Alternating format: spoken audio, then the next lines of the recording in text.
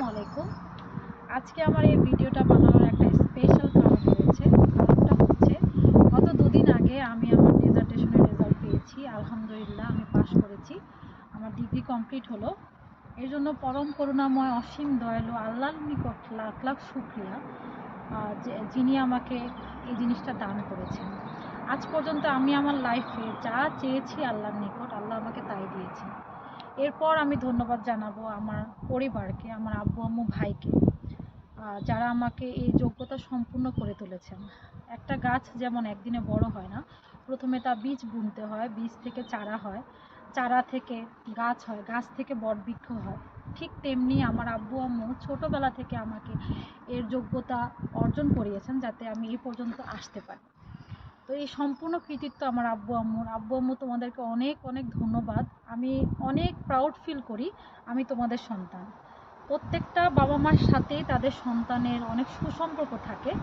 মার সাথে থাকে নারীর সম্পর্ক, বাবার সাথে থাকে রক্তের সম্পর্ক, কিন্তু সেই সম্পর্কটা আরও সুন্দর হয়ে যায়, আরও ঘনিষ্ঠ হয় যখন বাবা মা তাদের সন্তানের জন্য অসাম কিছু করে, স্পেশাল কিছু করে।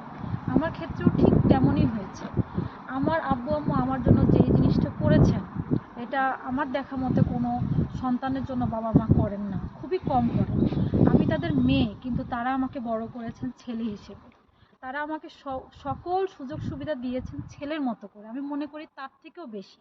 তারা আমাকে কখনো কোনো কাজে বাধা দেননি, কোনো কাজে বলেনি তুমি এই কাজটা করো না, তুমি এই জিনিসটা নিও না। তারা আমাকে সবসময় নিজে থেকেই দিয়ে গেছেন। আমি চাওয়ার আগে সব কিছু আমার জন্য করে গেছেন। তার জন্যই আজকে আমি এ পর্যায়ে। আমি জয়া আজকে আমার বাবা মার জন্য। তারা আমাকে সবসময় বুঝিয়েছেন তুমি পারবে, তুমি এগিয়ে যাও। আমার আব্বু আম্মু সবসময় বলতো যে তুমি এগিয়ে যাও, আমি পিছনে আছি। এখনও সেম কথাই বলে। এই জন্য অনেক অনেক ধন্যবাদ আব্বু আম্মু তোমাকে।